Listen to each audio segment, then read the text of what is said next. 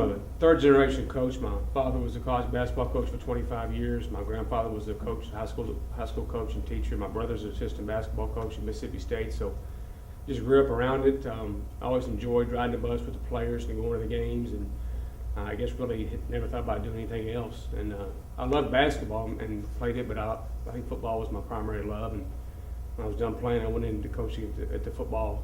On football, and I always wanted to coach at the collegiate level, so that's how I got into college football. I mean, we played all the time. My brother was a pretty good player, and he didn't force us to do anything, but he always was there if we wanted to work with him on drills and so forth. But he really didn't even push me. In fact, he encouraged us both not to go into coaching, so he supported whatever. Yeah, I didn't listen, which after last weekend probably regret sometimes. When you win, it's great. When you lose, it's not so good. But he didn't push us into anything. He always supported us, whatever we did, and my mom did as well. Still does. My father was deceased, but my mom's still alive. The kickers and punters are doing well. Ross Sexton is a fifth-year senior. He's 3 for 5 on field goals, 4 for 4 on PATs. He's got great range. He's from right here in Oklahoma. Patrick Dolan's our punter. He's second in the nation right now in net punting, so he's doing very well. So those two guys are doing a great job. I can't take a lot of credit for them. I was not a kicker or a punter in college. I just mainly keep those guys busy, have them stay on task, and just give them feedback. As far as our kick returners, we have 2. The return kicks primarily Kendrick Salter and A.J. Williams. Both do pretty good jobs. We do have some problems with ball security, which you would think would be one of the more simple things, is they run hard and block hard. But we got to do a better job of just securing the football. If you were at the game Saturday, we fumbled twice on kickoff returns, 1 each, and when you're playing anybody that's not acceptable, but especially against a good team, it makes a tough game into an almost impossible game. So those 2 guys are doing a good job, but they've got to eliminate fumbles completely. You can't have that.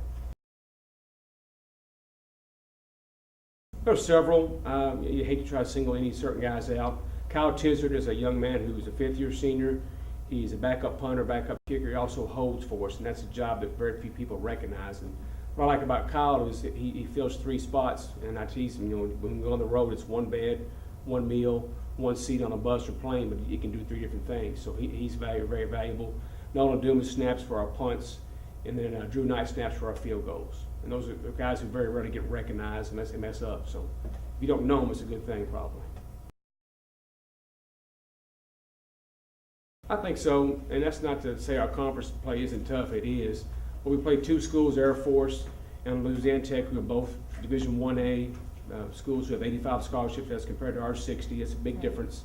If anybody watched La Tech last night, beat Hawaii pretty good. That showed that they're a pretty good football team. Air Force is 3-1. So, and then we played Jacksonville State, who's ranked 22nd in the nation, and then everybody's familiar with their quarterback, Brian Perilou from LSU. So I like to think the toughest part of our schedule is behind us. Open date comes at a good time. We beat a decent Duquesne team at home to get that 1 win. So I like to think the toughest part's behind us, and now we get into conference play. We're more familiar with our opponents, but on the other hand, they're also familiar with us, so it's not as much mystery.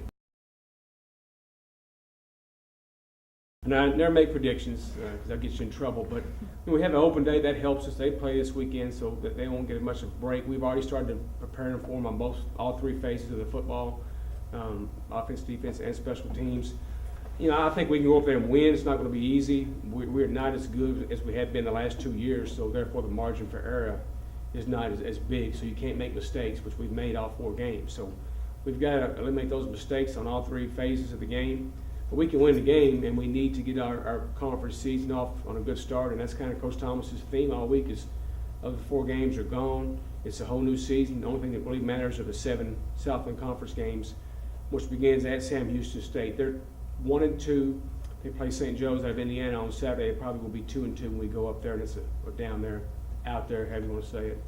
And it's been a tough place for us to play. We haven't beaten them recently, so it's a tough task ahead of us, but I think we're going to get it done.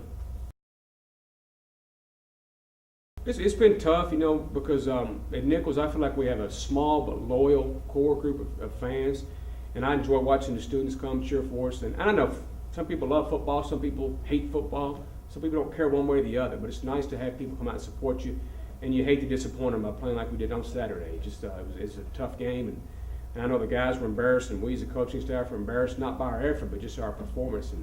And we wanted to play better for our students and for our fans. And And that's what we're hoping to get off to a fresh start on our conference season, October 10th at Sam Houston State.